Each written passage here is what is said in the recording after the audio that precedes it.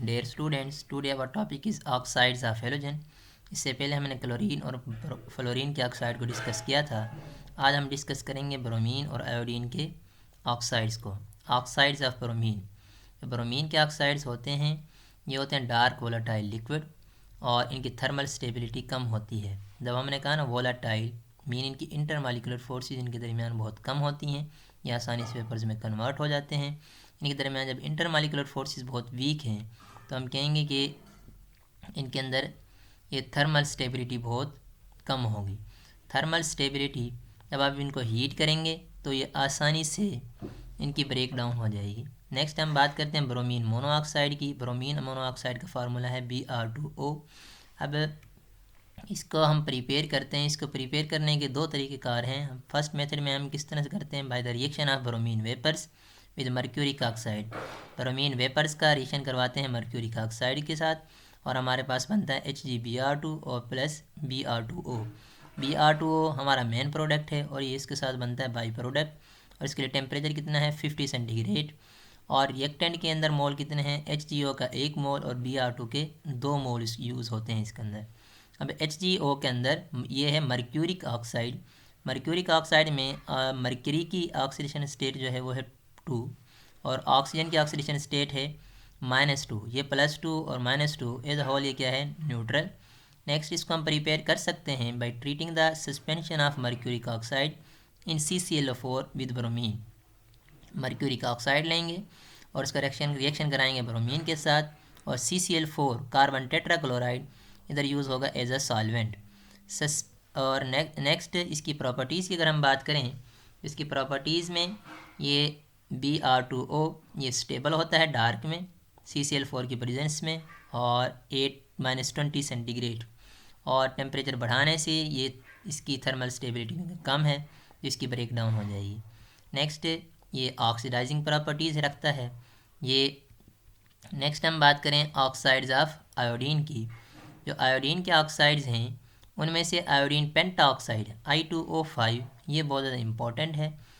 जो दूसरे ऑक्साइड दूसरे इसके कंपाउंड हैं I2O4 और I2O9 ये साल्ट लाइक प्रॉपर्टीज़ इनके अंदर होती हैं और इनको हम आयोडीन आयोडेट्स कहते हैं। आयोडीन आयोडेट्स में हमने कहा ना साल्ट का मतलब क्या है, ये पॉजिटिव और नेगेटिव आयन पर मुश्तमिल होंगे। पॉजिटिव आयन इसमें होता है आयोडीन और ये होता है 3+ की फॉर्म में। जब इसका हम स्ट्रक्चर को देख रहे हैं ना, ये हमारे पास है I2O9 I2O9।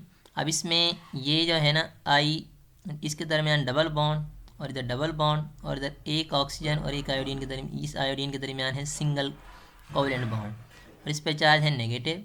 तो इसके ऊपर ओवरऑल इसके ऊपर स्टेट पे आ जाता है -3 का चार्ज। ये -3 इसकी वजह से -3 इसको बैलेंस करने के लिए ये क्या है I3+, इसको बैलेंस करने के लिए काउंटर आयन के तौर पर। तो इसके अंदर हम कहेंगे, इसको कहेंगे आयोडेट और इसको कहेंगे आयोडीन। इनको हम कह रहे हैं आयोडीन आयोडेट। और ये इसके अंदर है केटाइन और ये क्या है एनाइन, ये नेगेटिव आयन और ये क्या है पॉजिटिव आयन। नेक्स्ट हम बात करें आयोडीन पेंटाऑक्साइड की। इसको प्रिपेयर करते हैं हम by heating iodic acid 8 to 40 centigrade. Iodic acid को हीट करते हैं 240 सेंटीग्रेड पर, तो उससे प्रिपेयर होता है आयोडीन पेंटाऑक्साइड। इसके रिएक्शन क्या है, इसमें आप देखें हम क्या करेंगे, HiO3 को 240 सेंटीग्रेड पे जब हीट कर रहे हैं तो उससे बन रहा है I2O5 और प्लस उसके साथ वाटर इसके साथ बनता है बाई प्रोडक्ट के तौर पे। नेक्स्ट इसका जो स्ट्रक्चर होता है वो होता है इसमें 2 आयोडीन होते हैं और सेंटर के अंदर ये ऑक्सीजन होता है जो ब्रिज के तौर पे काम करता है। इसे हम कहते हैं ऑक्सीजन ब्रिज स्ट्रक्चर। इसमें नेक्स्ट इसकी प्रॉपर्टीज़ में ये वाइट क्रिस्टलाइन सॉलिड है और ये 300 सेंटीग्रेड पर स्टेबल रहता है और ये पॉलीमेरिक स्ट्रक्चर होता है इसका। पॉलीमेरिक स्ट्रक्चर में हम क्या कह रहे हैं, ये पॉलीमर की फॉर्म में एग्जिस्ट करता है। इसके अंदर ये क्या है, ये ब्रिज स्ट्रक्चर आ गया है। इसके अंदर ऑक्सीजन क्या है, एज अ ब्रिज एक्ट करता है इसके अंदर और ये दोनों पार्ट को कंबाइन करके रखता है। नेक्स्ट इनसॉल्युबल होता है ऑर्गेनिक सॉल्वेंट में और नेक्स्ट ये आयोडिक एसिड बनाता है वाटर के साथ। जिस तरह से आप देखें, जब इसको I2O5 को हमने वाटर के साथ ट्रीट किया है, ये बन गया 2HiO3। ये जो पहले हमने रिएक्शन पढ़ा था ना, उसी को हमने रिवर्स करके लिख दिया है। नेक्स्ट हमने क्या किया था, ये हमारे पास ये रिएक्शन था, इसको हमने क्या किया है, इसके अंदर ये क्या I2O5 + H2O, ये अब रिएक्टेंट बन गए और ये क्या बन गया, प्रोडक्ट। उसी रिएक्शन को हमने रिवर्स करके लिख दिया है। It react with H2S, HCl and carbon monoxide as an oxidising agent. ये इनके साथ रिएक्ट करता है एज एन ऑक्सीडाइजिंग एजेंट। इसके यूजेस की बात करें, जो I2O5 है ये कार्बन मोनोऑक्साइड के क्वांटिटेटिव एनालिसिस के लिए यूज़ होता है। क्वांटिटेटिव एनालिसिस मीन ये क्वांटिटी को डिटरमाइन करने के लिए यूज़ होते हैं।